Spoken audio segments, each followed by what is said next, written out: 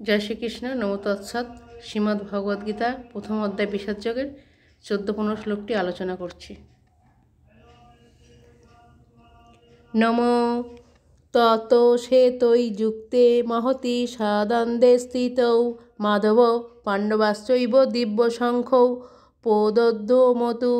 অন্যদিকে শ্বেত অশ্বযুক্ত এক দিব্য রথে স্থিত শ্রীকৃষ্ণ অর্জুন উভয় তাদের দিব্য শঙ্খ বাজালেন। ভীষ্মদেবের সঙ্গে বৈসাদৃশ্য দেখিয়ে শ্রীকৃষ্ণ অর্জুনের শঙ্খকে দিব্য বলে অভিহিত করা হয়েছে। এই দিব্য শঙ্খ তিনি ঘোষণা করল যে কুরুপক্ষের যুদ্ধ জয়ের কোনো আশা নেই, কারণ ভগবান শ্রীকৃষ্ণ পাণ্ডবপক্ষে যোগদান করেছেন। জয়ন্ত পাণ্ডপুত্রানাং যেষাং পক্ষে জনার্দনা।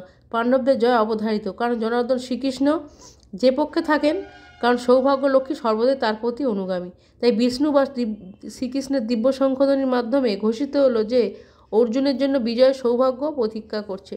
তাছাড়া যে রথে চড়ে দুই বন্ধু শ্রীকৃষ্ণ অর্জুন কুরুক্ষেত্রের যুদ্ধে অবতীর্ণ হয়েছিলেন তা অগ্নিদেব অর্জুনকে দান করেছিলেন, এবং সেই দিব্যরথ ছিল সমগ্র ত্রিভুবনের সর্বত্রই অপরাজেয়।